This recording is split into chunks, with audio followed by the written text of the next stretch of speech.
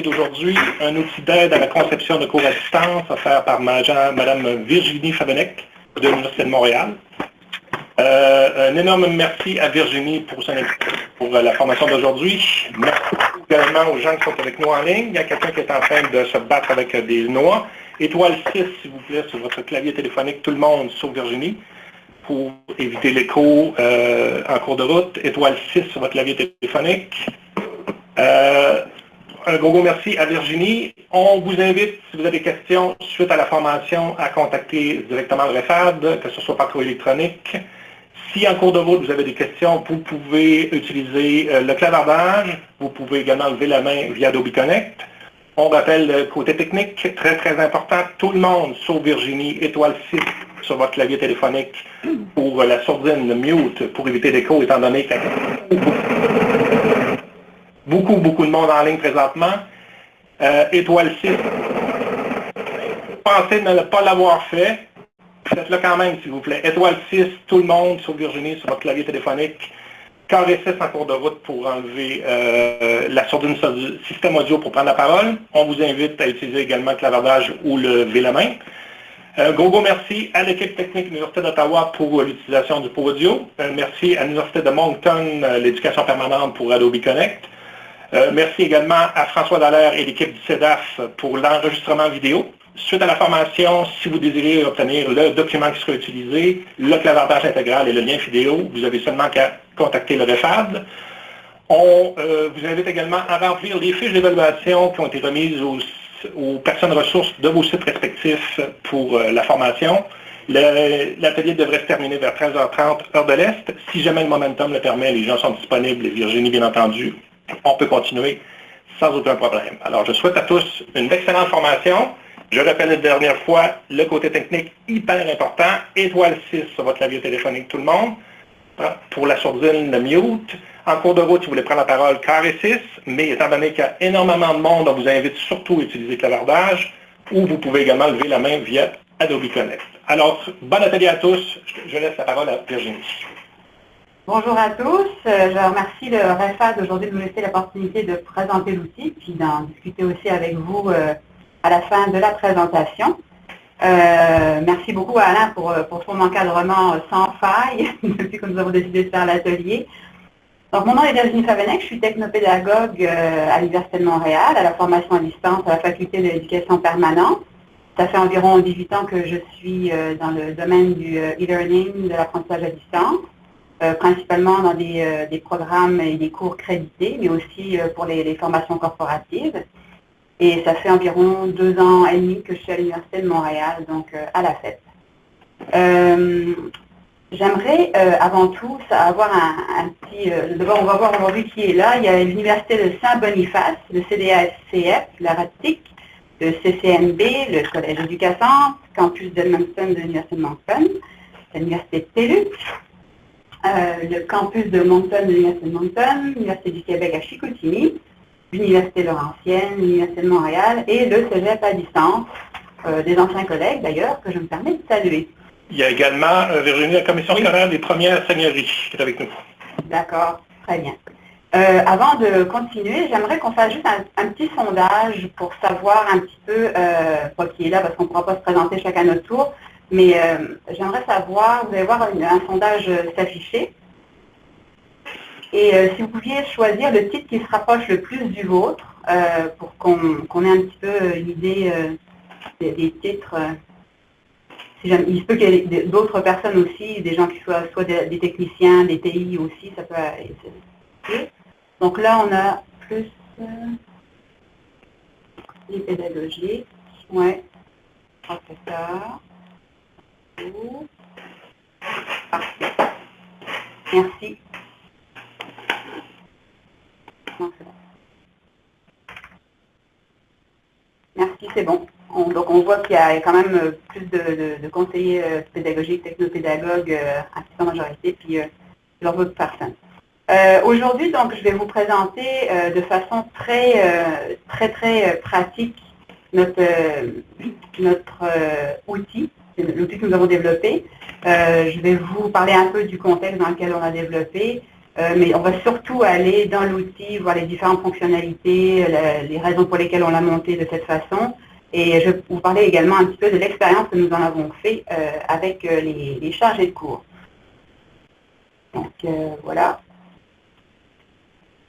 Donc, du contexte de développement de l'outil, en avril 2016, en fait, nous avons signé une entente tripartite qui s'appelle l'entente 44. C'est une entente grâce à laquelle les chargés de cours peuvent postuler pour faire développer leurs cours en ligne et ensuite faire la prestation de leurs cours en ligne. C'est une entente donc tripartite signée entre le syndicat des chargés de cours et la FAS et la FEP. Donc, quand on a signé cette entente-là, l'université a décidé d'outiller en fait les chargés de cours et de créer 2 formations. Une formation sur la conception, qui elle consistait plus à outiller en fait les chargés de cours par rapport à tout ce qui est analyse, choix des approches pédagogiques, développement des objets d'apprentissage, médiatisation, et ensuite une autre formation vraiment séparée sur la prestation, qui là met vraiment le chargé de cours dans sa posture d'encadrement durant le cours, pendant sa prestation de cours en ligne, aussi au niveau du soutien et de l'encadrement.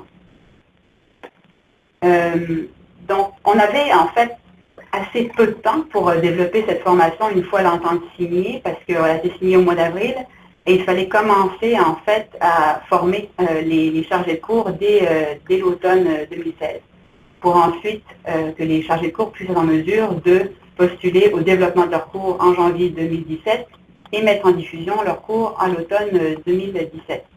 Donc, on a fait un développement rapide de cette formation-là.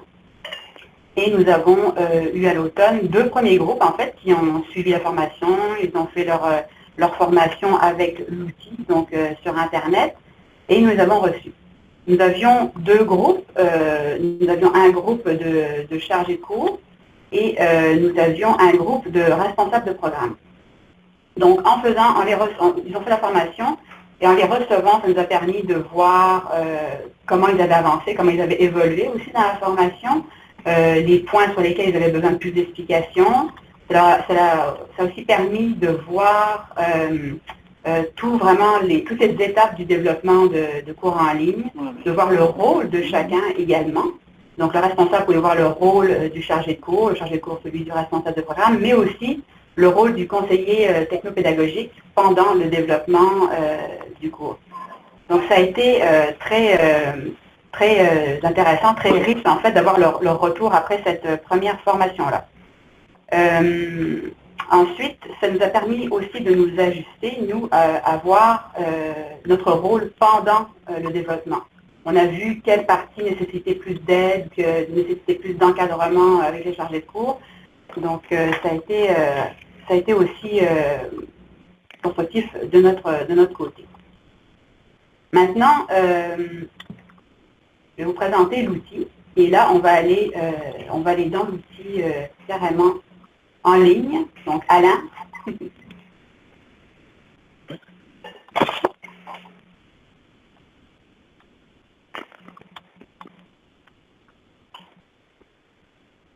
Voilà.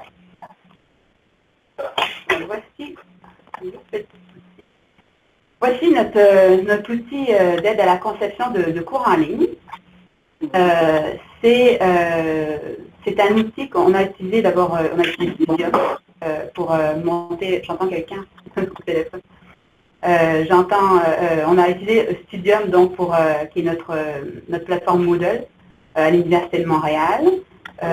Toute la conception a été faite par l'équipe de la formation à distance, c'est-à-dire Violaine Page, notre directrice, qui a travaillé aussi avec nous, et François Barbe a fait la couverture à construire le cours sur Studium, à le personnaliser en fait.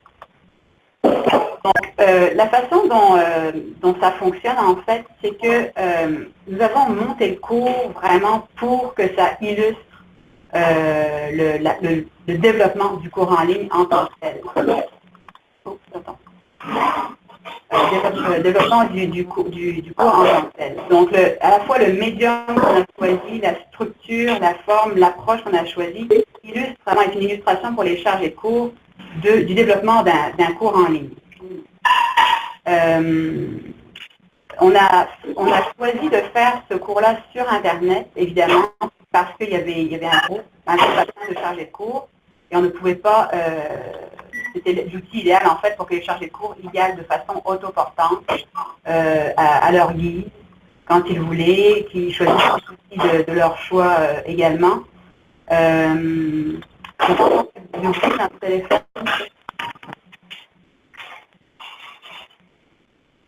Entendez-vous comme il faut? Oui. Oui. Excusez-moi. Oui, donc c'est ça. Tout l'outil est vraiment monté pour répondre à cette analogie. Oui, c'est du bruit de fond. Tout cet outil est monté pour faire une analogie.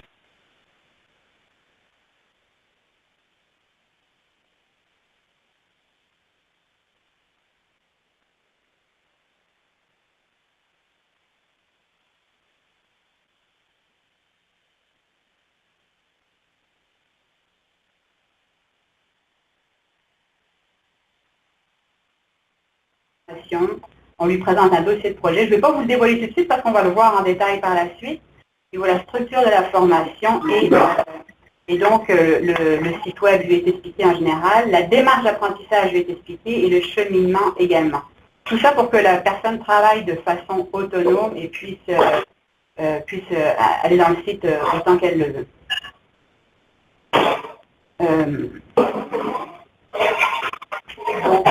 Donc, quand vous voyez cette présentation, le chargé de cours, ou toute autre personne d'ailleurs qui prend cette formation, cet outil, sait exactement quel est son rôle, ce qu'on attend de lui, et sait qu'il doit travailler de façon autonome. Comme nous allons voir, par exemple,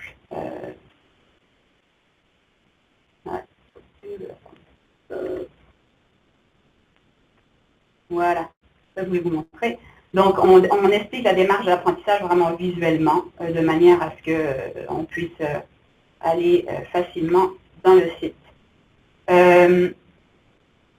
Par rapport au cheminement, donc c'est ça, le cheminement, ça a été au sein de l'équipe, le choix du cheminement a fait l'objet de grandes discussions parce que tout le monde n'avait pas la même image, en fait, n'avait pas la même idée du développement d'un cours en ligne. Donc, ça a été l'occasion de belles discussions. Puis, on a dû nous-mêmes se mettre d'accord sur des définitions, des processus, des concepts sur lesquels on avait des idées différentes.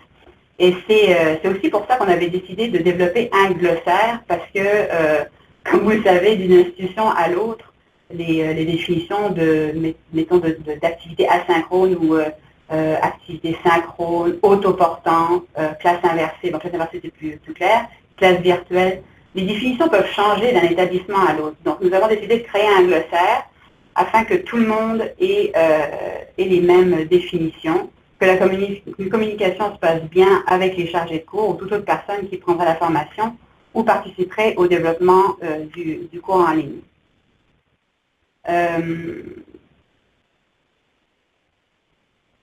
C'est à partir donc, de ce glossaire. Le glossaire est repris donc, de l'entente 44 également. Donc tout est vraiment harmonisé. Après le vocabulaire, nous avons pensé qu'il était vraiment très important en fait de parler des modèles et d'expliquer les différents modèles qui pouvaient être utilisés en formation à distance. Souvent, quand les chargés de cours commencent soit d'analyser leur cours, soit le développement, ils veulent tout le temps des références. C'est normal, n'importe qui commence dans l'apprentissage à distance ou dans le développement de cours e-learning a besoin de références, de comparaison. Et c'est pour cette raison que nous avons décidé de faire une recherche, en fait, et de faire comme une présentation des différents modèles qui existaient. Donc, si on prend par exemple le diagramme de Mme Parr, que Mme Parr avait présenté, on voit vraiment les modèles du modèle entièrement à distance jusqu'au modèle autoportant. Et ça nous permet aussi, ce schéma-là, de dire aux chargés de cours où nous sommes avec l'entente 44. Donc l'entente 44, vous voyez, elle touche à la fois le mode hybride et synchrone et asynchrone. Donc ça permet au chargé de cours de voir que d'abord, ce n'est pas du cours autoportant. En tant que chargé de cours, il développe un cours dans lequel il peut y avoir peut-être des séances en présentiel. Il peut se permettre toute forme d'hybride, de synchrone et d'asynchrone. Donc ça leur donne déjà une meilleure idée. Maintenant, pour faire, en plus de cette explication de modèle, nous avons fait une recherche de plusieurs universités dans le monde, enfin, beaucoup au Canada, puis aussi à Genève ensuite. Puis, ça nous a permis de mettre vraiment, concrètement, l'utilisation de modèles sur des universités réelles. Donc, si par exemple, vous regardez l'université, si on regarde l'université de Queens, dans ces comparaisons-là, vous voyez, on est capable de voir donc le modèle choisi, mais on voit aussi la valeur ajoutée de ce modèle-là. C'est-à-dire que, comme vous allez le voir dans tous les outils, toutes les ressources qui sont développées dans la formation, même par rapport à l'approche que nous avons choisie, tout est, on répète souvent qu'on choisit ces approches, ces médias, peu importe qu'on choisit pour développer son cours, il faut toujours que ça ait une plus-value, que ce soit efficace. Donc là, on voit vraiment les explications des choix de cette université-là. D'abord, vous voyez, faire un apprentissage à distance, un cours en classe et des laboratoires. L'apprentissage à distance, vous voyez, on a mis des explications. Dans cet apprentissage à distance, les étudiants voient une première fois leurs contenus fondamentaux, certains concepts, certaines lectures qu'ils vont sans doute faire à leur rythme. Et ensuite, ils reviennent sur ces contenus en classe pour en parler soit avec leur père, soit avec le professeur. Et ensuite, dans les laboratoires, ils peuvent faire des études, des analyses critiques, des choses plus fines. Donc ça, c'est un modèle de cette université-là. Si on regarde un peu plus bas, à l'université Wilfrid Laurier, bon, Wilfrid Laurier prend un autre modèle dont on peut voir les objectifs. Principe de la classe hybride inversée, donc qui est une économie de temps en présentiel pour la partie transfert de l'information et qui favorise aussi l'autonomie des étudiants. C'est ça, cet objectif-là également. Donc les étudiants ont une leçon en classe le mercredi soir. Il y a comme une boucle, vous voyez, leçon, pré-classe, samedi soir, mercredi midi, leçon en classe, pré-classe, mercredi soir. Donc ça fait une boucle à laquelle les étudiants s'habituent.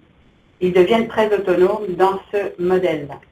Donc là, on peut voir, mettons, le mercredi soir, les séances en classe sont construites autour de postulats, autour du postulat que du temps peut être gagné, puisque le transfert d'informations se fait par le travail pré-classe. C'est ça. Donc souvent, là, je n'ai pas de modèle par rapport à celui-là, mais il y avait aussi un modèle au MIT que j'avais vu qui était très intéressant. J'y reviens souvent quand j'en parle à mes collègues. Mais c'était très intéressant. Et justement, il y avait cette pré-classe avant où les étudiants avaient des recherches à faire. Et ensuite, ils se réunissaient donc en présentiel. Et il y avait des experts en matière qui étaient là en présentiel pour discuter et parler des choses vraiment plus fines, aller vraiment travailler leurs habiletés plus fines en classe. Donc vous voyez, c'est ces différents modèles-là que l'on expose en fait dans l'onglet modèle. C'est pour montrer aux chargés de cours qu'il n'y a pas un modèle qui existe, il y a plusieurs modèles. Et il y a autant de modèles que de concepteurs, en fait, à partir du moment où ça permet d'atteindre les objectifs, bien sûr. Mais il n'y a pas un modèle campé. Il faut vraiment faire un modèle qui permet d'atteindre son objectif pédagogique et qui répond aux objectifs du cours.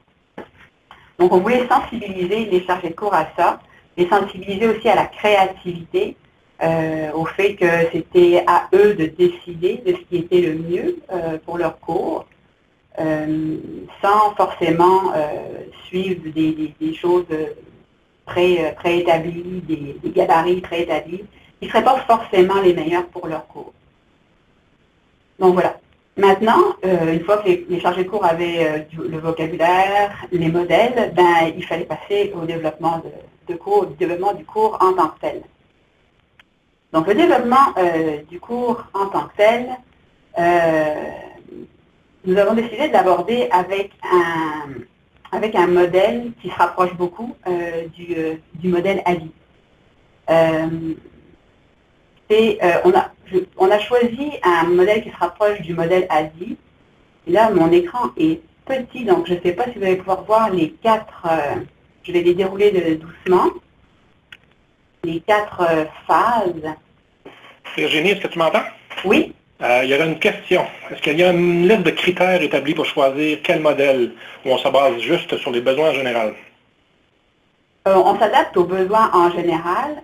On va y revenir justement dans les phases là qu'on en parle, mais le modèle, en fait, on le choisit en fonction de ses objectifs d'apprentissage, en fonction de ses ressources, en fonction des disponibilités d'experts. Ça prend vraiment en considération toutes les étapes d'analyse dont on va parler à l'instant. Merci. Merci. Oui, je m'excuse, je ne vois pas tout le temps les petits messages qui s'affichent à droite. Je vais essayer d'être plus... Je m'en occupe. Juste regarder de temps en temps si on te perd pour l'audio, sinon je vais m'occuper des questions, ça va me faire plaisir. D'accord, merci. Il y a d'ailleurs un commentaire de Violaine pour répondre aussi dans le clavardage. Oui. Oui, c'est ça. Donc, c'est ça. Nous avons choisi le modèle de développement qui se rapproche du modèle ADI. Évidemment, ce n'est pas tout à fait le même modèle que le modèle ADI, parce que le modèle ADI est en 5 étapes, qui est Analysis, Design, Development, Implementation et Evaluation. Nous, on a juste Analyse, Conception, Développement, Diffusion, pour la simple raison que ça s'adaptait plus à notre contexte, et puis que l'implantation, en fait, se fait au fur et à mesure du développement des objets d'apprentissage. Donc, on s'est juste inspiré du modèle ADI à ce niveau-là. D'accord, je sèche un peu, pardon. On a choisi le modèle ADI parce que c'était aussi un modèle... on a choisi aussi le modèle ADI parce que c'était un modèle qui était bien adapté aussi à notre façon de développer ici à la FEP. Ça correspondait, c'était facilement applicable. Ça correspondait bien aussi à notre rythme des sessions. C'était quelque chose qui était vraiment, comment je pourrais dire, qui était pas calqué, mais qui était fait pour notre développement. Donc, en formant les chargés de cours à toute cette analyse, en les sensibilisant au développement de cours en ligne, bien, on leur a donné une méthode générique, évidemment, mais c'est une méthode aussi qui correspond bien à notre développement ici. Maintenant, ADI, évidemment, que beaucoup de gens connaissent, n'est-ce pas, qui date de Mathusalem maintenant, là. ADI, nous l'appliquons. Ça peut être un peu rigide pour certaines personnes parce que c'est un cycle de production, mais c'est un cycle qu'on peut assouplir évidemment. Même moi, en ce moment, là, je suis en train de développer un cours avec un chargé de cours et je fais des boucles d'analyse et de conception qui sont beaucoup plus courtes que ce qu'on a présenté dans le modèle ADI. Mais ça dépend vraiment de chaque cours aussi, puis de chaque projet. Donc, on s'adapte en fait à chaque cours. Maintenant, ce modèle-là a permis aux chargés de cours d'avoir une idée générale, claire, des étapes claires du développement de cours. On pensait que c'était un bon premier pas en fait vers le développement de cours en ligne. Donc, dans le schéma que vous voyez à l'écran, oui, c'est bien ça, modèle ADI. Dans le schéma que vous voyez à l'écran, j'aimerais savoir si vous voyez vraiment, c'est ça, il faut que je déroule pour que vous puissiez voir les quatre. Hein. Il y avait d'ailleurs quelqu'un qui soulignait, Nicole Perrault soulignait, possible de voir la diapo au complet. Je pense que les gens ont un petit peu de difficulté à voir la diapositive au complet. OK. Parce que là, je vais être vraiment sur Internet pour aller dans les... Si tu me le dis si tu peux transférer sur le pont. Là, je préférais vraiment rester là. On va aller case par case de toute façon. Aucun problème. Après, oui, on pourra aller retourner dans la présentation. Donc, vous voyez, comme vous voyez dans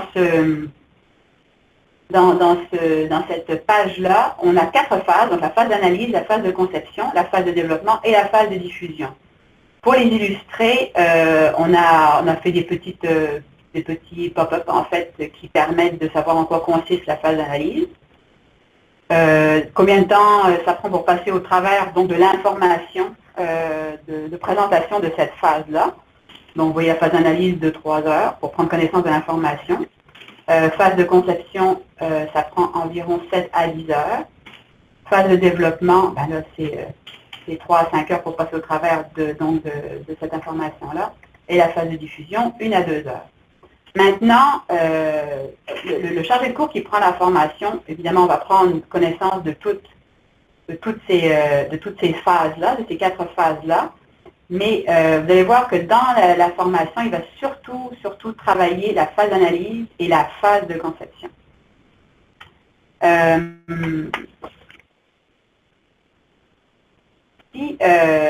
Pour avoir, donc au départ, on avait donc cet objectif de former les chargés de cours et de les sensibiliser au développement de cours en ligne. Et on cherchait donc la façon la plus efficace de les faire, de leur faire développer ces habiletés-là. Puis la façon la plus efficace, ben, c'était vraiment de passer au travers ces étapes, mais de passer de façon préliminaire au travers de ces étapes. Donc nous avons décidé, en fait, de monter ce qu'on appelle un dossier de conception, qui est un dossier qu'on retrouve dans les projets de e-learning en général, les projets de cours à distance qu'on veut développer et qui nécessitent des médiatisations. Donc ça reste très simple. Et la façon dont ça fonctionne, en fait, donc ici, vous avez ce qu'on appelle le dossier de projet, et ce dossier de projet-là va être le dossier que les chargés de cours vont compléter au fil de la formation. Donc, comment ça fonctionne? C'est très simple.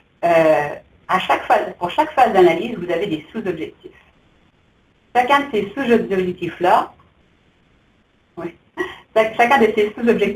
en fait, mène à une fiche. Et cette fiche mène à une partie du dossier de conception.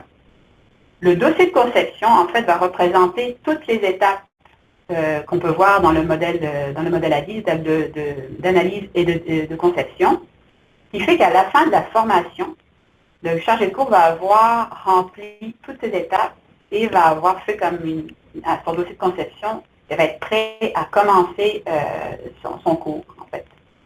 Moi, il aura fait une très bonne préparation et il sera prêt à travailler son travail de collaboration avec le technopédagogue. Donc, c'est une pierre deux coups, c'est une approche active, c'est une approche efficace, en même temps que de découvrir les étapes du modèle ADI, de découvrir en quoi elles consistent, de passer au travers toutes les ressources qui permettent de remplir le dossier de conception. Le chargé de cours remplit une première étape donc d'analyse qui va lui permettre ensuite d'entrer doucement dans le développement de son cours en ligne plus tard. Donc c'est vraiment efficace. Si on regarde par exemple, je vais juste refaire le petit cheminement, analyser les besoins de formation, j'arrive, j'ouvre la fiche, analyser les besoins de formation, je peux voir que j'ai l'objectif qui est défini, c'est d'analyser le besoin de formation en spécifiant la nature exacte du problème que le cours en ligne doit résoudre. Je vois les ressources auxquelles j'ai accès, donc analyser les besoins de formation. C'est un document que nous avons créé ici.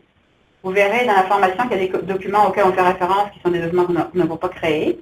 Il y en a d'autres qu'on a fait sur mesure pour nos chargés de cours.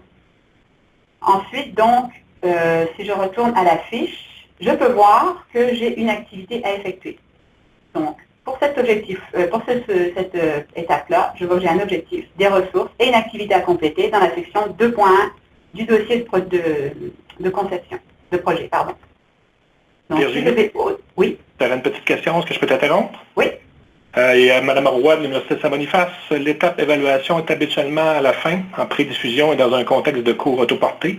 Donc, je ne vois pas comment on peut réaliser cette étape lorsqu'il s'agit d'un cours du type dont on parle ici. L'étape d'évaluation?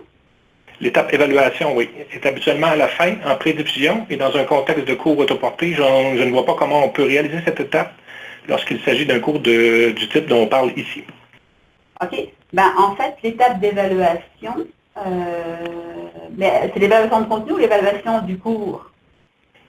Carole, ça serait un peu plus que voir les commentaires précédents, s'il te plaît. C'est l'étape d'évaluation. OK. Parce que là, on a l'étape d'évaluation du cours que nous, on fait, que nous faisons évaluation de la qualité, mais ça, c'est autre chose. Mais sinon, l'évaluation en tant que telle, on la pense dès l'analyse. Madame, on va être en train d'écrire. On pourra continuer tout à l'heure. Je suis désolé de t'avoir dérangé, Virginie. Non, c'est correct. Mais c'est ça. Au niveau de l'évaluation, c'est sûr qu'on peut le voir à... OK. OK. Madame Roy réagissait aux commentaires de Violaine dans le clavardage. Okay. D'accord, très bien. Je suis désolé. Donc c'est ça. Donc vous voyez, c'est très facile en fait. On est dans la phase d'analyse. On a un premier point à découvrir qui est d'analyser les besoins de formation. On tombe sur une fiche. On découvre l'objectif. On voit les ressources à notre disposition. On a des suggestions de lecture également. Et on va dans le dossier de projet donc pour réaliser l'étape. Donc au 2.1, si je vais, analyse des besoins de formation, identifier les principaux besoins ciblés par la formation dans la mesure du possible, justifier le besoin de formation à partir de sources d'informations objectives. Et là, c'est sûr qu'on utilise les ressources qu'on a dans le cours. On peut utiliser les ressources aussi qu'on a à disposition auprès de son établissement, évidemment. Si je regarde, identifier, on ne va pas passer au travers toutes les étapes, là, mais on va prendre les principales. Identifier les caractéristiques du cours. Je tombe sur une fiche, j'ai son objectif, les ressources. Donc, quand on dit document officiel relatif au cours, c'est ça. Sera renseigné au niveau de son responsable de programme, au niveau de son administration. On prend connaissance des documents officiels et on consigne les éléments dans la section 2.2 du dossier de projet. Je retourne dans le 2.2 et je consigne les informations ici. Donc, il y en a une qui est intéressante particulièrement, moi j'aime bien parce que j'adore tout ce qui est l'approche étudiant en général. Donc, analyser le public cible. Puis ça, c'est quelque chose qui est toujours un peu problématique parce qu'on veut de l'information, mais on ne l'a pas toujours à disponibilité, donc il faut vraiment faire des recherches. Cet objectif-là, c'est donc pour reconnaître son public cible, pour évidemment faire un cours qui est ciblé au mieux. Donc, on a des ressources de l'externe. Pourquoi mieux connaître ses étudiants? Quelles questions se poser et à quelle fin? Donc ça, ce sont des ressources qu'on a prises ailleurs, mais il y a aussi des ressources que nous avons développées. Connaître son public cible, pourquoi? Et vous allez voir qu'on revient donc à ce dont je vous parlais tantôt, c'est qu'on sensibilise vraiment les chargés de cours à tous les aspects du développement de cours en ligne. C'est-à-dire qu'on ne se contente pas, si je puis dire, de l'aspect pédagogique. Il faut prendre tous les autres aspects pour avoir le cours d'une qualité, de meilleure qualité possible. Donc, on va prendre en considération, oui, la pédagogie, évidemment, les objectifs à atteindre, les cheminements, les approches, mais aussi son public cible. Il faut vraiment le connaître, savoir quel est le volume d'étudiants. On ne va pas faire les mêmes activités si on a 50 étudiants puis si on a 300 étudiants. Ce sera difficile de faire une classe virtuelle avec des échanges quand on a 300 étudiants. Il faudrait s'y prendre autrement, évidemment. Même au niveau des évaluations, il faut pouvoir considérer ça. Le nombre d'étudiants, est-ce qu'on décide de leur faire un travail, est-ce qu'on décide de leur faire tel type d'évaluation? De quel programme sont issus les étudiants? Ça va aussi affecter les types de ressources qu'on met dans son cours. Donc, tout ça est à considérer avant de développer le cours. Et ça va faire en sorte qu'on choisit telle ou telle approche aussi à certains moments. Quelle plateforme les étudiants utilisent le plus? Bon, on peut voir également, il y a certains cours pour lesquels, en communication par exemple, où les chargés de cours envoyaient des messages, utilisaient les SMS, des fois pour mettre au courant les étudiants de certaines choses. Des cours en com, on peut faire des choses sur Twitter, des choses comme ça. Donc, il faut savoir à quel étudiant on s'adresse. Si par exemple, vous avez, je prends un cours pour une population qui a très peu de temps pour effectuer sa formation, mais qui fait une formation obligatoire, prenons par exemple des infirmières. Les infirmières, on va considérer le fait que peut-être elles ont besoin de petites capsules à revoir, des synthèses, parce qu'elles ont des cartons qui leur permettent de prendre la formation pendant 20 minutes. Donc, il faut vraiment s'attarder à ça. Quels sont mes étudiants, quel est mon public cible et qu'est-ce que je peux leur proposer, quel objet d'apprentissage je peux développer pour leur convenir le mieux possible. Donc là, on va passer un peu à autre chose. Et je regarde cette activité-là, donc, est à effectuer dans la section 2.3, dossier de projet. Donc, si je descends là, on a mis évidemment un champ ici qui est extensible au possible. Donc, on peut prévoir de répondre à toutes les questions qu'on vient de voir dans la ressource. On peut y répondre ici. Maintenant, on va passer plus en détail dans la... Voyons, pardon. Non, excusez-moi. On va passer plus en détail dans la phase de conception. Vous voyez, la phase de conception, elle est très, très orientée, évidemment, sur l'alignement pédagogique. Puis l'alignement pédagogique, c'est ce qui demande vraiment le plus de travail, le plus de rigueur, le plus de réflexion avant même de commencer le développement. Donc, puis on l'a vu, on l'a beaucoup travaillé aussi avec même les responsables de programme, les chargés de cours. C'est une activité qui est très intéressante d'ailleurs au tout début du développement. Là, on challenge en fait les objectifs et avec le responsable de programme et le chargé de cours, on est en mesure de voir quelle est la portée des objectifs du cours. C'est-à-dire, on voit si l'objectif, d'abord, avec le responsable, est bien formulé. On voit aussi quels concepts, on s'assure de voir les concepts qui sont vraiment touchés par cet objectif. Et ensuite, on s'assure de l'alignement pédagogique en pensant déjà au type d'activité qu'on pourrait faire et ensuite aux évaluations. Et on revient au cheminement en arrière, évaluation, activité, objectif, pour s'assurer que l'alignement pédagogique est cohérent, que tout soit cohérent. Pardon. Donc, toute cette phase de conception est très orientée sur les objectifs. Virginie, oui. Excuse-moi, je t'ai encore coupé. Est-ce qu'il y a une question, René Bélanger, Cégep de Matane? Est-ce que dans la phase d'analyse, on implique la capacité des ressources financières pour le développement, l'équipe technique, la publicité? Absolument. Absolument. C'est sûr que chacun des établissements, chaque personne qui veut développer son cours en ligne, doit prendre en compte tout son environnement et tous les gens qui vont permettre de faire la formation.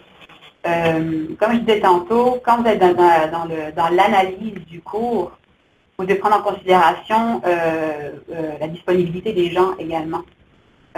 Si dans un cours, vous avez idée je prends un exemple, d'interviewer un expert, mais que vous voulez avoir une partie de votre cours qui est basée sur des vidéos de cet expert-là, mettons le quart de votre cours.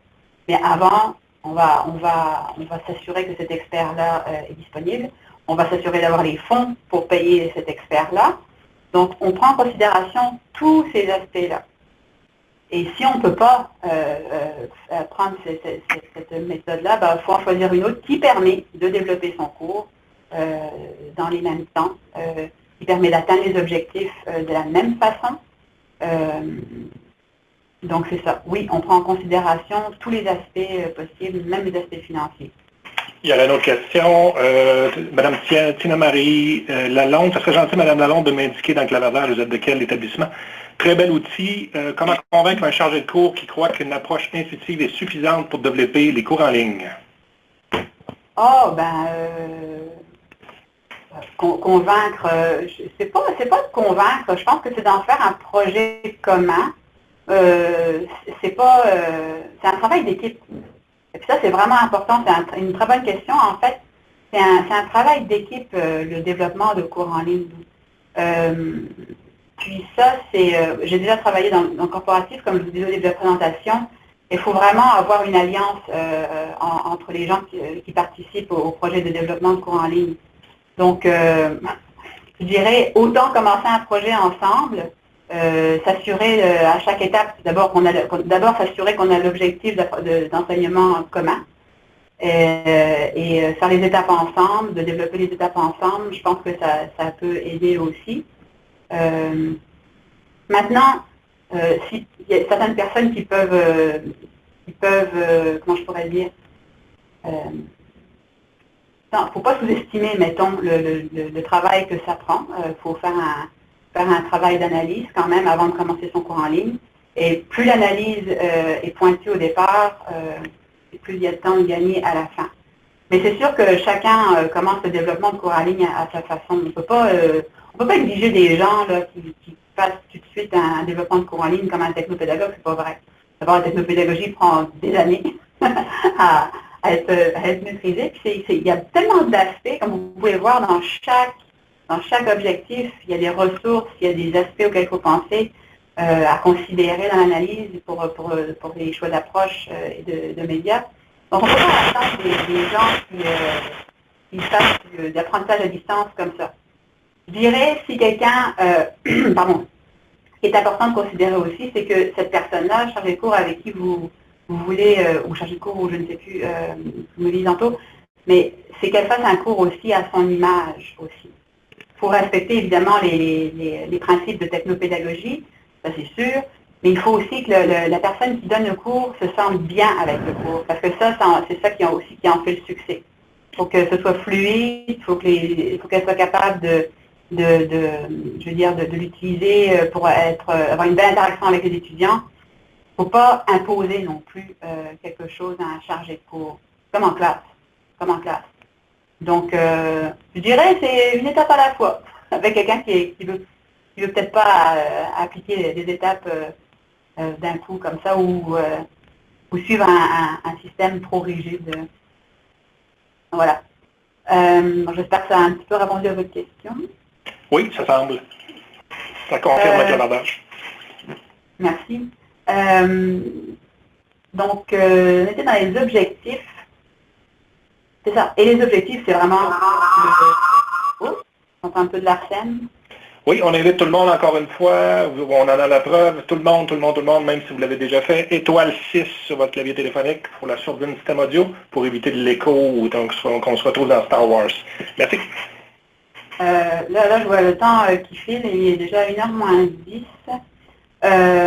Mais je veux vraiment mettre l'accent sur cette phase de conception-là, parce que ça fait des liens avec l'expérience qu'on a eue avec les chargés de cours, qui a été vraiment très constructive. Si on peut voir dans rédiger les objectifs, évidemment, on n'a pas à rédiger les objectifs à chaque fois. Souvent, les objectifs sont déjà rédigés. Il se peut, comme ça s'est arrivé déjà, qu'on ait à reformuler les objectifs pour qu'ils soient plus clairs, plus pertinents.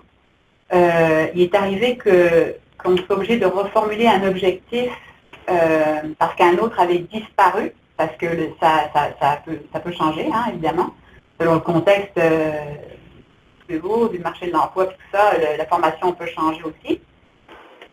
Donc, on peut avoir à reformuler des objectifs, mais normalement, dans les documents officiels, normalement, les objectifs sont déjà écrits.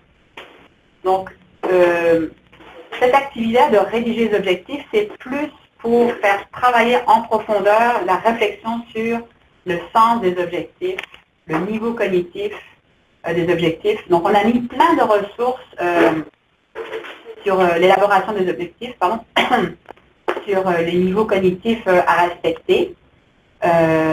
Évidemment, la taxonomie de Bloom, le classique, pour éviter de toujours prendre le fameux identifier, distinguer, identifier, distinguer dans les objectifs. On a tout un tas de choix avec Bloom. Les habiletés aussi, la taxonomie de Bloom. Donc, si on va voir, ce sont des choses qui existent sous différentes formes. Là, on a choisi de présenter, de choisir ce tableau-là, qui était relativement parlant. Mais il y en existe plein aussi sur Internet, très intéressant.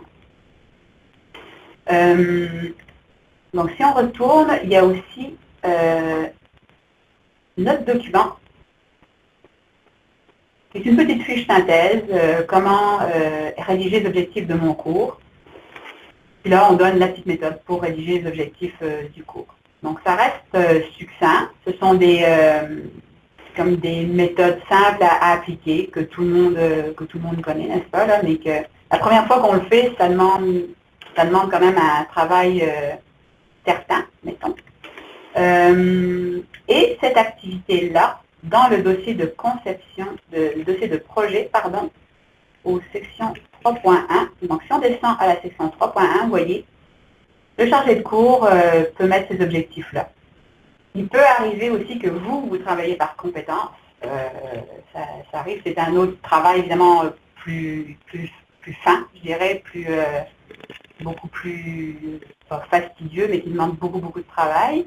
Donc, c'est selon la façon dont votre cours va être monté, soit par objectif, soit par compétence. Donc, on le précise là dans le dossier de conception. Essayez d'aller un peu plus vite dans les phases. Donc, évidemment, une fois qu'on a réalisé ses objectifs, on choisit sa démarche et sa stratégie d'apprentissage.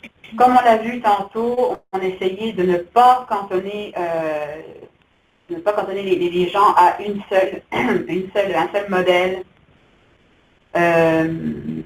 On essaie de pousser plus leur créativité selon les données qui auront retiré de leur analyse, en fait. Donc, c'est vraiment d'après l'analyse qu'on choisit sa démarche et d'après l'objectif qu'on choisit sa démarche.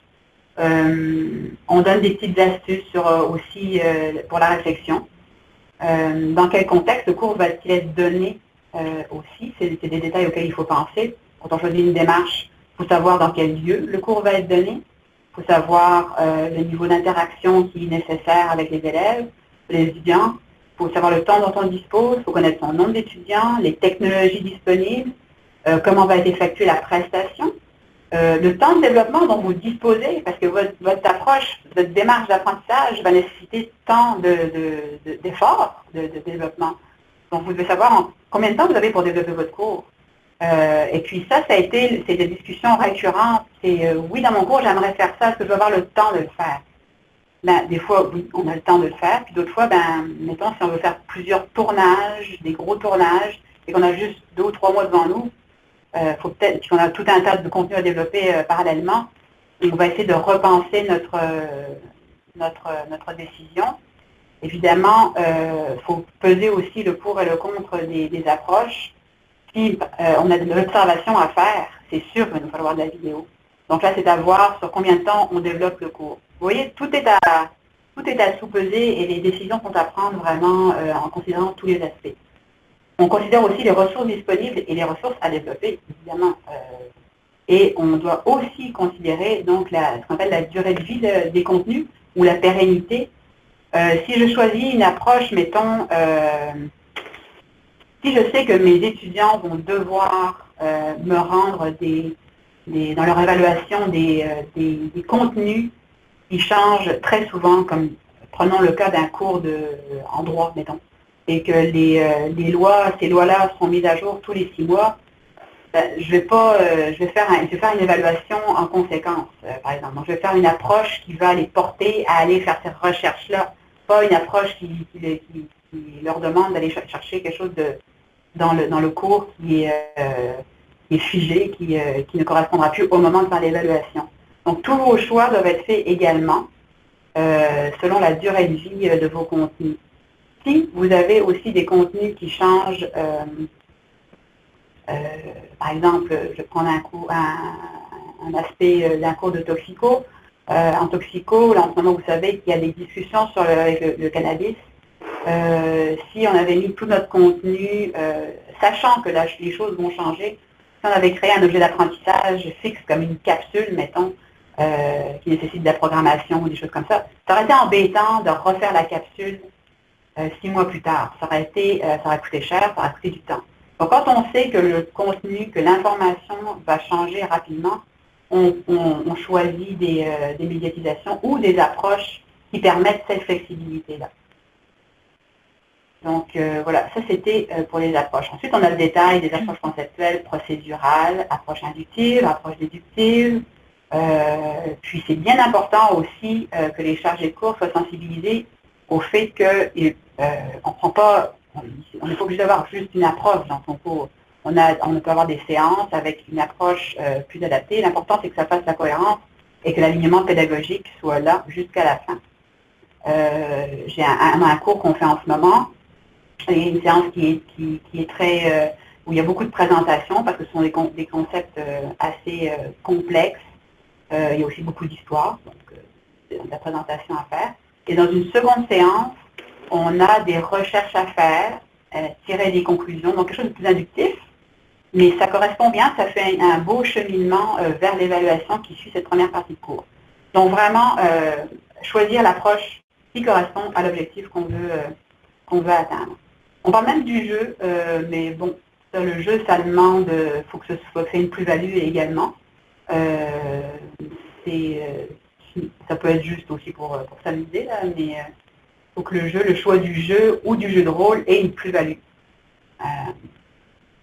L'étude de cas, le laboratoire, la métaphore. Bref, on fait une petite présentation de tous les types d'approches, enfin tous les types d'approches principaux qu'on connaît, mais il y en a tellement qu'on peut adapter également. Donc ça donne une première bonne idée de toute cette variabilité et de toute la créativité dont peut faire preuve le concepteur, le chargé de cours pour développer son cours. Ensuite, celle qui a le plus de succès, je vous dirais, c'est identifier les principaux médias. Parce qu'évidemment, la première chose à laquelle on pense quand on est en ligne, c'est oui, mais comment je choisis mon média? C'est quoi le meilleur média pour faire cette partie de cours-là? Ben encore, ça vient avec l'objectif. L'objectif pédagogique de tel niveau cognitif consiste en tel et tel concept, donc on choisit son média en conséquence. Et aussi en considérant le temps de développement que le média requiert. Si on va voir, par exemple, rapidement, on a fait une petite fiche, enfin une grande fiche même, là, ça va être même difficile de l'avoir sur mon écran, là, sur vos écrans ça va être plus facile. Donc on voit en fait l'usage de l'image, des textes, et là on l'a adapté évidemment à Studium, à notre Moodle. On voit PowerPoint, l'audio, et pour chaque type de média, chaque type d'objet, on voit si c'était statique, si ça demande, si c'est plus pour de la démonstration, plus pour de l'auto-évaluation, de l'évaluation entre pairs. Bref, on voit tous les caractéristiques en fait de l'objet et on voit pour quelle sorte d'utilité il est le meilleur. Donc vous pouvez voir la liste des petits plus aux endroits pour lesquels il serait le mieux utilisé. Et vous voyez également l'effort que ça demande à développer cet objet. L'effort, c'est quelque chose qui est considéré beaucoup dans les entreprises, mettons, qui font du e-learning beaucoup, là. Les objets sont mesurés en temps d'effort également. Donc, j'ai voulu le rapporter ici juste pour sensibiliser les gens au choix de médias aussi, selon le temps dont ils disposent. Donc, là. Et ensuite, valider l'alignement pédagogique. Donc, ça consiste vraiment à reprendre la structure de ces objectifs, la structure des objectifs par rapport aux activités et aux évaluations, et de voir que le niveau cognitif est atteint et est toujours respecté, tout le long du cours. Élaborer un calendrier de développement. Pour élaborer un calendrier de développement, c'était pas tant pour avoir comme une structure très, comment je pourrais dire, très rigide, mais c'était pour avoir un développement agréable. C'était pour se mettre des jalons pendant le développement et apprendre à se mettre des jalons pendant le développement, juste pour s'organiser, parce qu'on sait qu'il y a beaucoup de choses à développer, mais aussi pour favoriser aussi la collaboration avec les gens qui participent au développement du cours. Si on travaille, mettons, avec un conseiller pédagogique ou un conseiller technopédagogique, bon, ben, si on dit que telle semaine, on travaille sur telle partie du cours, on peut travailler plus dans la planification. Et là, les choses sont plus agréables que d'arriver à la fin avec tous les objets à développer, être en retard, puis avoir une mauvaise expérience. Donc, ça aussi, ça fait en sorte qu'on a une belle expérience de développement de cours.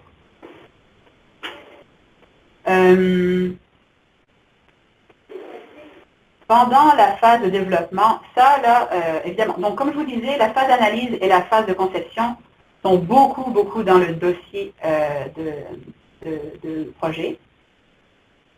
La personne qui va suivre la formation voit la phase de développement et la phase de diffusion, mais ça n'aura pas forcément de contenu, ça ne mènera pas du contenu à ajouter dans le dossier de projet. Par contre, ce sont des aspects auxquels elle doit être sensibilisée, ne serait-ce que pour être outillée au moment venu de travailler avec le conseiller pédagogique. Donc, on parle d'identifier quelques principes d'approche qualité. Donc là, ce sont des tableaux avec mes objectifs sont clairs, mes activités sont efficaces, j'atteins mes objectifs d'apprentissage, la présentation est claire. Ça, c'est quelque chose sur lesquels j'aiguille principalement les chargés de cours, enfin principalement avec, c'est l'ergonomie du cours. Quand on veut présenter son cours, l'ergonomie, la fluidité du cours quand on ouvre sa page dans Studium. Oui. La fluidité du cours dans Studium. Je dirais l'ergonomie cognitive aussi, à savoir de créer un cours dans lequel il y a assez d'informations, juste assez d'informations, pas de bruit, pas de consignes inutiles. Bref, on travaille beaucoup là-dessus ensemble. Puis généralement, sur Studium, c'est sûr c'est une interface assez simple. Le tout est vraiment aussi dans les choix de présenter les activités pour qu'elles soient claires. Se sensibiliser aux règles de demande de droit d'auteur. Bon, ça, c'est un gros travail, d'ailleurs pour les cours en ligne, comme pour toutes sortes de cours. C'est sûr que nous, on fournit toutes les ressources possibles pour lister ces droits d'auteur de la bonne manière, mais on précise aussi que c'est bien important de toujours vérifier les recommandations de ces bibliothèques et des personnes qui gèrent les droits d'auteur, les ententes qu'on a pour les droits d'auteur, parce qu'il faut vraiment s'assurer de bien respecter les droits d'auteur et le matériel qu'on emprunte. Puis comme vous voyez, on reprend l'alignement pédagogique pendant le développement. Jusqu'à la fin, on fait des petites boucles de validation. Ensuite, pendant le développement, c'est sûr qu'on donne des principes d'ergonomie et d'écriture. Encore une fois, pour atteindre les objectifs, on va utiliser quelque chose d'approprié, mais il faut aussi que le chargé de cours soit à l'aise avec les objets qu'il développe. Il y a des gens qui préfèrent avoir leur PowerPoint quand même de base tout le temps. C'est pas grave, on peut avoir un PowerPoint de base. L'important, c'est que ça fasse partie d'un cheminement concret et efficace. Donc, chacun y va de son besoin également. Se sensibiliser au principe de la conception universelle d'apprentissage aussi. Ça, c'est à prendre en considération, surtout quand on a en tout temps, bien sûr, mais particulièrement quand on a des gens de programmes aussi différents, peuvent venir d'horizons différents également. Donc, considérer ces principes-là pour avoir un cours plus efficace. Et quand vient le temps de la diffusion, eh bien, c'est de penser donc à appliquer les procédures de mise à jour. Et là, la boucle recommence. Là, on recommence dans l'analyse et le développement peut-être de certains objets d'apprentissage et toujours vérifier l'alignement pédagogique de ce concret. Donc, ça fait pas mal le tour de l'outil. Je dirais qu'Alain, on peut peut-être revenir à la présentation.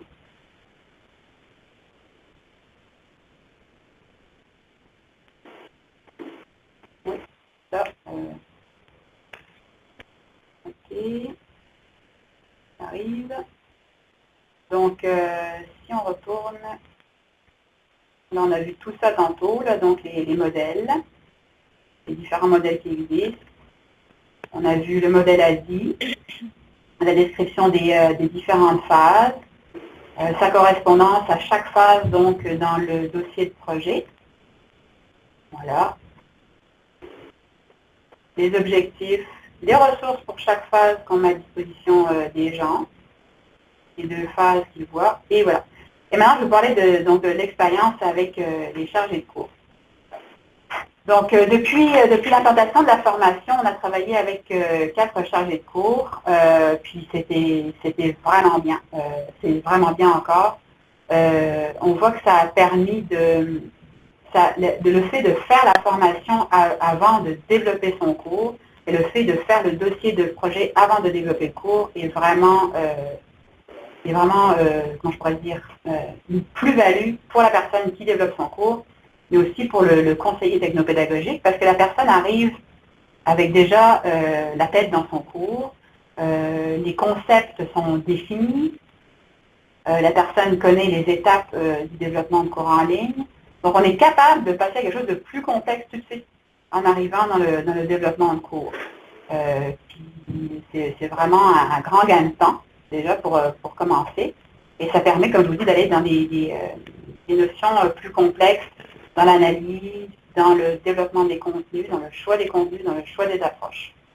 Donc la manière dont ça se passe, c'est que une fois que le chargé de cours commence son développement, on a quelques petites réunions avec le responsable de programme pour bien asseoir les objectifs du cours, puis comme je vous disais tantôt, les concepts reliés à chaque objectif, l'alignement pédagogique, une première façon macro de voir les activités, mais vraiment de façon très macro, et le type d'évaluation qu'on va avoir en considérant les étudiants, donc le public cible, le temps qu'on a devant nous pour développer le cours, et les ressources que nous avons à disposition.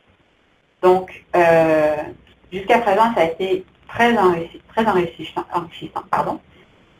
Et bien que ADI était une nouvelle méthode pour eux, ça a vraiment permis de les laisser réfléchir à leur façon et de créer un cours qui leur ressemble. Donc, c'était vraiment comment je pourrais dire, vraiment une plus-value de créativité à ce niveau-là, au niveau de la, le terme, en tout cas, ils sont capables de créer un cours à leur image. Aussi, il faut dire que plusieurs ressources sont réutilisées, des ressources de la formation peuvent être réutilisées pendant le développement. Donc, la formation devient comme une espèce de petite banque de ressources. Il faut dire aussi que pendant le développement, je fournis aussi des petites ressources ou des outils, mais personnalisés au cours et à la personne. Donc, si il y a certaines personnes qui sont plus à l'aise avec les médias, le développement de médias, d'autres non. Donc, je fais il y a certaines personnes qui sont plus à l'aise de voir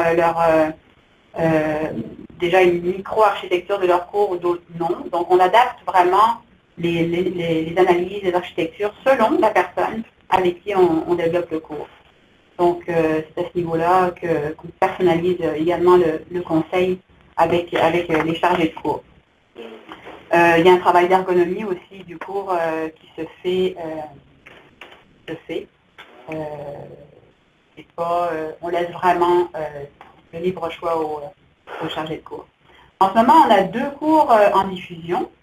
On a 4 cours en conception et on a 4 cours de planifiés pour mars 2018. Donc, ça marche bien. Ça marche bien, puis ce sont des belles expériences, je vous dirais. On voit que l'outil a fonctionné et que ça permet aussi, ça ce sont les bénéfices, pas collatéraux, là, mais le bénéfice de l'entente 44, c'est que moi, en tant que conseillère technopédagogique, d'abord, ça me permet de travailler beaucoup sur la créativité avec les chargés de cours, mais ça me permet aussi de travailler avec les responsables de programme.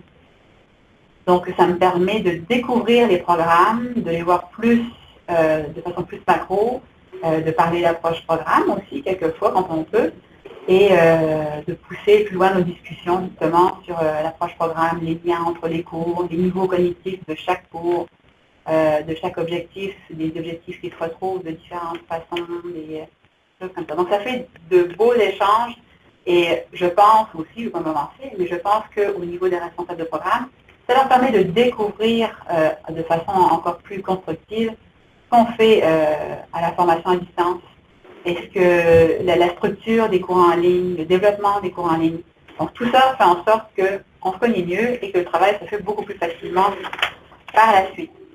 Les déclinaisons de la formation, eh bien, évidemment, tout ce qui a été développé dans la formation est développé pour les cours en ligne, mais il y a beaucoup de matériel, comme vous le savez, des choses de pédagogie qui s'appliquent à d'autres types d'enseignement, pas forcément à la formation à distance, pardon, mais aussi à des cours en classe. Donc, on pourrait voir comment décliner cette formation et peut-être adapter certains outils ou les préparer pour un enseignement, mettons, en classe, ou pour d'autres, des chargés de cours qui voudraient faire de l'hybride ailleurs. L'outil est en accès libre à l'ensemble de la communauté francophone de l'enseignement à distance par le site de Studium Formation Continue, Studium FC. Et bien sûr, vous aurez accès à l'outil gratuitement après l'atelier. Donc, vous pourrez aller explorer, découvrir les outils et puis utiliser à votre guise. Donc, voilà, ça a fait le tour. J'ai essayé d'aller le plus vite possible. Donc, on arrive dans une période de questions. Évidemment, si vous avez des questions précises, je vais répondre. Il y avait aussi certains aspects sur lesquels j'aurais aimé vous entendre, mais bon, si on a le temps. Quel aspect d'outil préférez-vous? Comment l'utiliseriez-vous durant vos projets de développement de cours en ligne? Et quelle étape du développement, chez vous, de la cours en ligne, vous paraît la plus difficile et pour quelle raison? Donc, voilà. Virginie, est-ce que tu m'entends? Oui. Alors, il y avait un commentaire de Carole au début, pas au début, mais un peu plus haut, qui me demandait de répondre à la fin seulement. Carole faisait un commentaire, Carole Roy, de l'Université de Saint-Boniface, également présidente de l'Association canadienne des concepteurs pédagogiques. Le processus d'élaboration qui est présenté ici regroupe la base de la conception professionnelle, qui est beaucoup plus complexe et demande une formation de maîtrise au moins. Oui. Est-ce que vous croyez vraiment que quelqu'un peut devenir conseiller pédagogique en suivant simplement ce processus et produire un cours pédagogiquement efficace? Cette formation-là avait pour but de sensibiliser des chargés de cours au développement de cours en ligne. Donc, je suis tout à fait d'accord avec madame. C'est quelque chose de très complexe. La conception, l'ingénierie pédagogique est très complexe.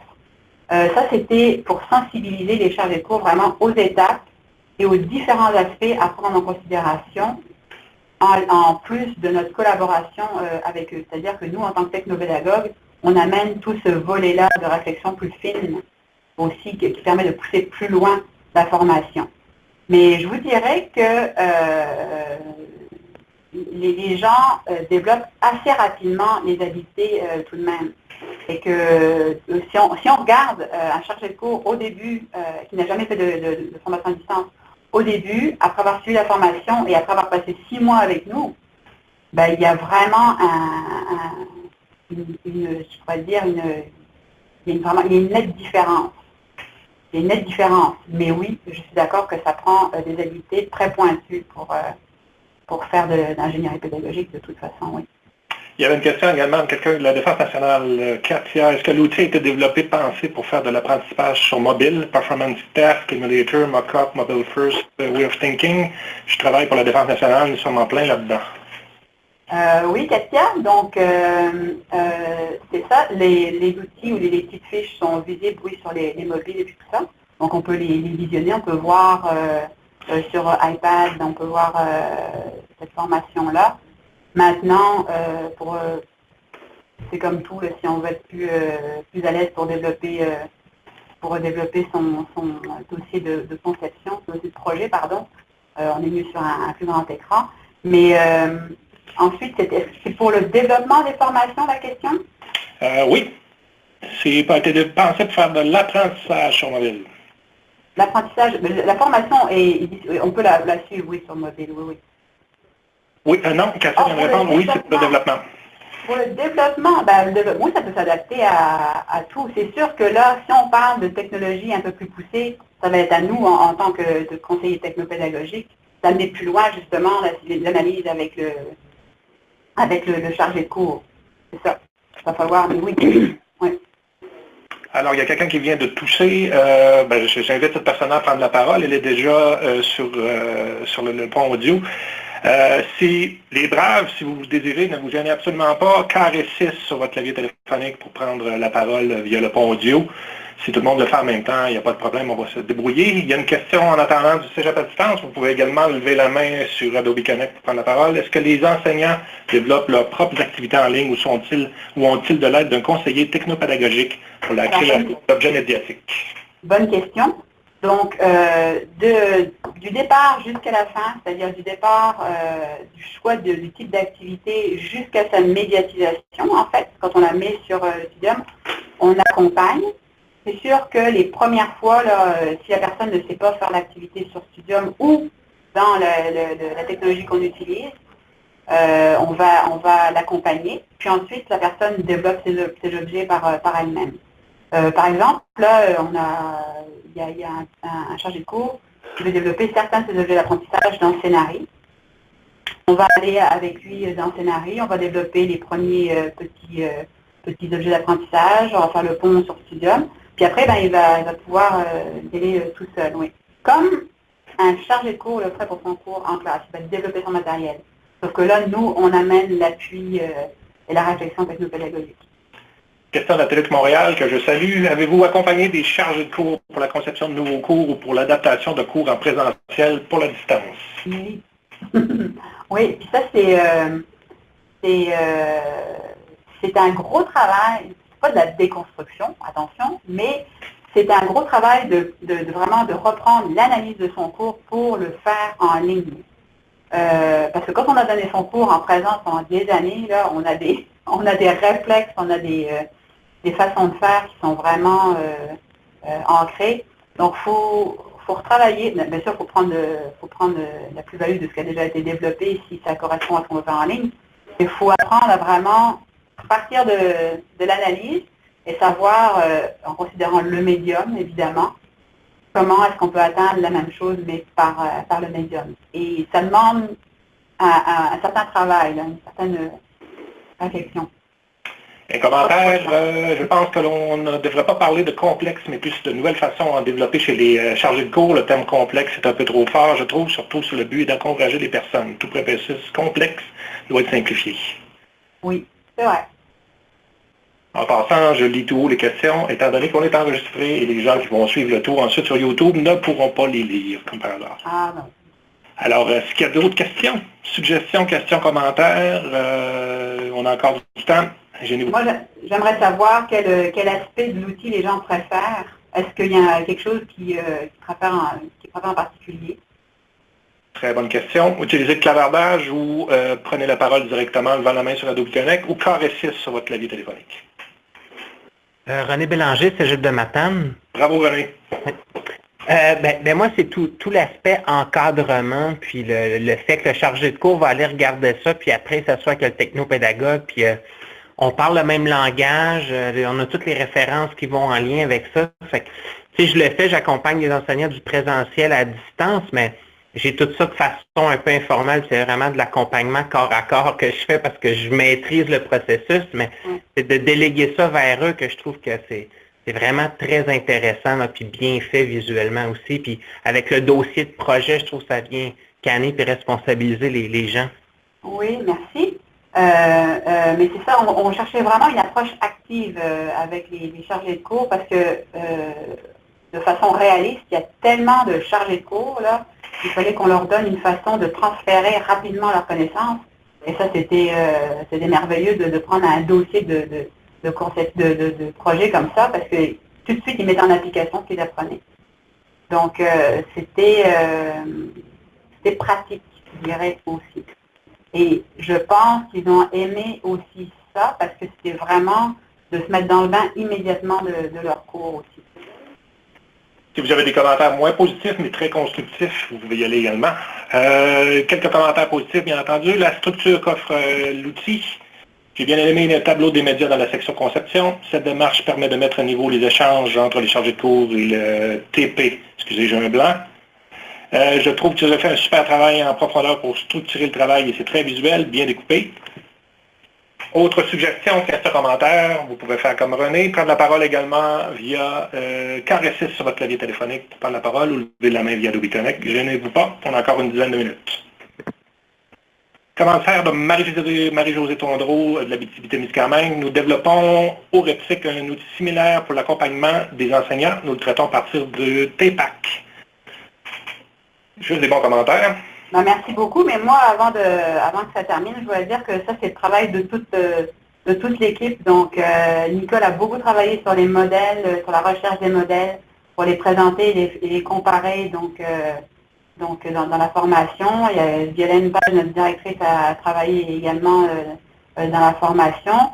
Puis François Barbe a vraiment refait tout le studium pour que ce soit ergonomique, fluide, facile d'accès, puis que ça reste simple.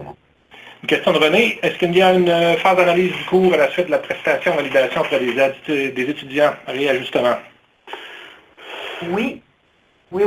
En fait, on reprend, ce qu'on dit, c'est qu'on reprend le cycle d'analyse, on réajuste en fonction des remarques des étudiants, en fonction des besoins qui ont émergé pendant après la prestation, je veux dire. Donc oui, on refait la boucle, en effet. Peut-être une bonne idée aussi de répondre aux deux autres questions. De votre côté, dans votre établissement, votre organisme, comment l'utiliseriez-vous durant vos projets de développement? Pardon, je n'ai pas vu là. Excuse-moi, est-ce que tu m'entends, Virginie? Oui. Peux-tu répéter?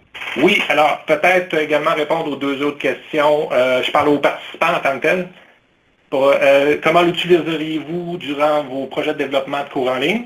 Et quelle étape du développement d'un cours en ligne vous paraît la plus difficile? Pour quelles raisons? Si vous voulez répondre, également via Adobe Connect ou le clavardage, vous pouvez prendre la parole. Commentaire de Mme Boucher. J'ai participé à la toute première formation donnée à l'Université de Montréal et ma première réaction était de pouvoir assimiler tout ce vocabulaire. Après cette présentation, je me sens plus à l'aise de jongler avec ceux-ci. Étant une fervente de la CUA, je viens d'en faire plusieurs liens. Merci beaucoup.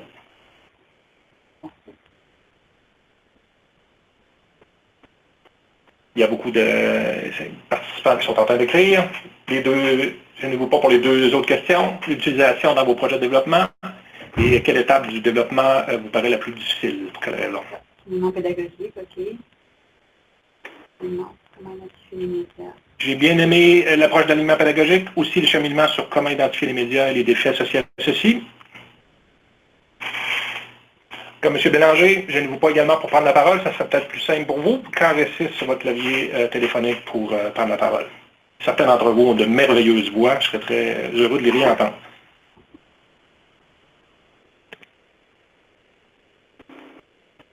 Alors, 13h23, un commentaire général.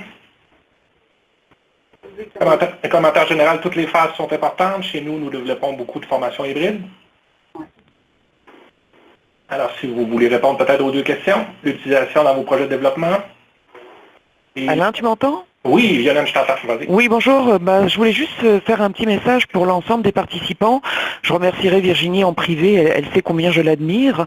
C'était pour vous signaler, comme Virginie l'indiquait sur la précédente diapositive, la possibilité pour l'ensemble des participants et même tous ceux qui n'étaient pas présents aujourd'hui d'accéder aux ressources. Est-ce qu'on avait convenu, Alain, que en fait les participants pouvaient écrire ou est-ce que je te mets dans le pétrin en disant ça? Non, il n'y a aucun problème. Je le répète depuis une soixantaine de fois sur le clavardage. Pour obtenir l'archive vidéo de l'atelier, le document de présentation, le clavardage intégral suite à la formation, les gens abusent du REFAD de toutes les façons possibles. Mais est-ce qu'on peut user et abuser non seulement pour avoir la vidéo, mais également pour donner les accès, les modalités d'accès à l'outil sur Studium Formation Continue? Il n'y a aucun problème. Il n'y a aucun problème. Il y avait un arrangement avec Virginie à ce sujet-là. Je suis supposé recevoir votre enveloppe. Ah, j'ignore quels sont vos arrangements, mais merci beaucoup. Il y a une enveloppe brune qui est en route vers moi. Là, tout pour la formation à distance. Absolument. restons de bon ton. Alors, s'il n'y a pas d'autres questions, commentaires, suggestions, ou répondre aux 3 questions qui sont présentement devant vous en lettres de feu, ça terminerait la formation. On vous laisse encore quelques secondes. Ceux qui veulent prendre la parole, je vous le répète encore une fois, c'est des commentaires généraux. Est au carré 6 une dernière chance pour prendre la parole sur votre clavier téléphonique. Sinon, c'était clair, précis. Virginie, félicitations. Merci RFAD, merci Alain de nous avoir permis de présenter l'outil aujourd'hui. Un gros merci à tout le monde. Excellente. Ça met fin à la formation. Si vous avez des commentaires, suggestions, questions ou quoi que ce soit, vous pouvez bien entendu faire comme l'équipe de l'éducation permanente de l'Université de Montréal, abuser du réseau. On vous invite suite à la formation également à prendre les fiches d'évaluation qui ont été remises aux personnes ressources de vos sites respectifs et nous les expédier. On va se faire un plaisir de les garder pour nous, les envoyer bien entendu à Mme Favenec et Mme Page. Et nos bailleurs de fonds sont toujours très contents de voir que les gens participent à nos ateliers. Alors, je vais remettre une dernière fois le niveau d'abus pour le réseau. Si vous voulez de l'information suite à cette formation-là, ça nous fait plaisir. Et je laisse le mot de la fin à Virginie. Écoutez, moi je suis vraiment contente de vous avoir présenté ce que notre équipe avait fait cette année. Puis pour terminer, comme mot de la fin, je vous dirais que ça apporte beaucoup au sein des équipes, au sein des institutions. C'est un beau travail d'équipe à faire ensemble et ça peut permettre aussi d'harmoniser certaines façons de travailler ensemble pour travailler mieux.